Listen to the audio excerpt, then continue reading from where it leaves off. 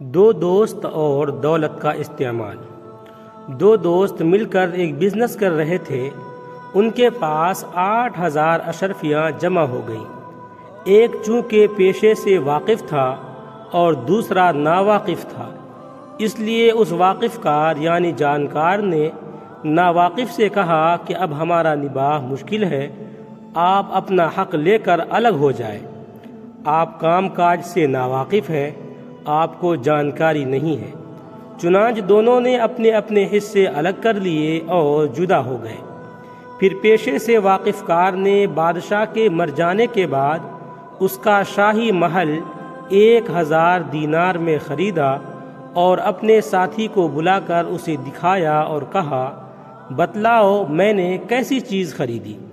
اس کے ساتھی نے بڑی تعریف کی اور یہاں سے باہر چلا اور اللہ تعالیٰ سے دعا کی اور کہا، اس نے 1000 دینار راہ خدا میں خرچ کیا اور کہا، خدایا میرے اس ساتھی نے 1000 دینار خرچ کر کے دنیاوی محل خرید لیا ہے اور میں تجھ سے جنت کا محل چاہتا ہوں۔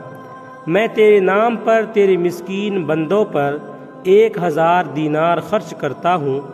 چنانچہ پھر اس واقف کار شخص نے ایک زمانے بعد 1000 دینار خرچ کر کے اپنا نکاح کیا۔ دعوت میں اس پرانے شریک کو بھی بلایا اور اس سے ذکر کیا کہ میں نے 1000 دینار خرچ کر کے اس عورت سے شادی کی ہے۔ اس کے ساتھی نے اس کی تعریف کی۔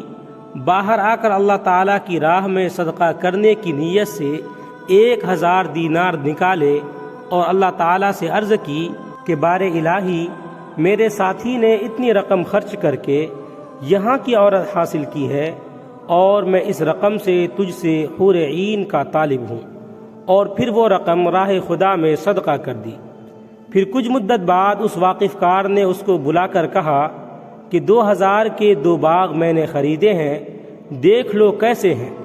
اس نے دیکھ کر بہت تعریف کی اور باہر آ کر اپنی منشا کے مطابق جناب باری تعالیٰ میں عرض کی کہ خدایا میرے ساتھی نے 2000 کے 2 باغ یہاں کے خرید کیے ہیں، میں تجھ سے جنت کے 2 باغ چاہتا ہوں اور یہ 2000 تیرے نام پر صدقہ ہے۔ چنانچہ اس رقم کو مستحقوں میں تقسیم کر دیا۔